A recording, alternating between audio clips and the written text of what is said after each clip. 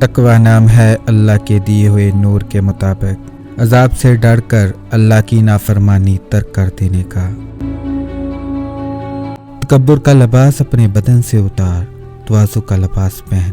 عاجزی اختیار کر تاکہ عزت پائے، اور تواضع کر تاکہ رفت نصیب ہو۔ اللہ کے بندوں میں بجز اللہ و رسول اور صالحین سے ناواقف کے اور کوئی تکبر نہیں کیا کرتا۔ تکیہ لگا کر کھانا پینا مکروہ ہے، لیکن بیٹھ کر کھانا بہت اچھا ہے۔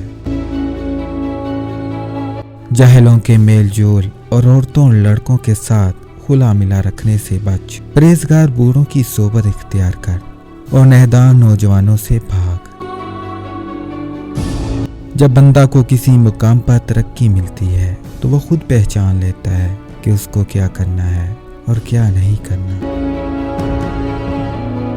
جب بندہ کوئی گناہ کرتا ہے تو گناہ سے دل میں کالا نقطہ پیدا ہو جاتا ہے، توبہ کر لیتا ہے تو اللہ کی طرف لوٹ جاتا ہے، اور استغفار کر لیتا ہے تو دل سے نقطہ صاف ہو جاتا ہے۔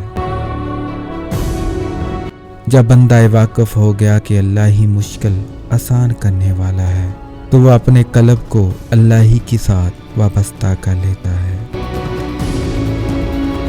جب تجھ کو باتیں صحیح نصیب نہیں اور نامعصو اللہ سے خالی ہو جانے والا قلب حاصل ہے تو محض خلوت تجھ کو مفید نہیں۔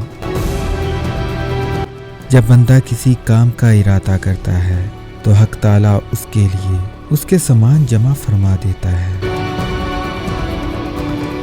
جب تک مومن کے قلب میں حرف، طمع یا تقاضا یا مخلوق میں سے کسی کا خوف یا کسی سے توقع ہوگی، اس کا ایمان کامل نہ ہوگا۔ جو منافق ہوتا ہے وہ زبان کا ترار اور قلب کا گنگا ہوتا ہے۔ اگر تم بھی دولت کمانا چاہتے ہو تو یہ 3 کام کر لو۔ نمبر 1، دولت کی لالچ دل سے نکال دو۔ نمبر 2، دولت کے پیچھے مت بھاگو ورنہ یہ تم سے دور بھاگے گی۔ نمبر 3، اللہ کی راہ میں خرچ کیا کرو۔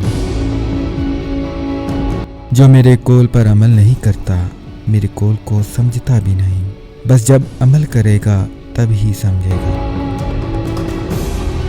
جو نعمتیں اللہ کے پاس ہے ان سے بہر یابی صبر ہی کی بدولت ہو سکتی ہے۔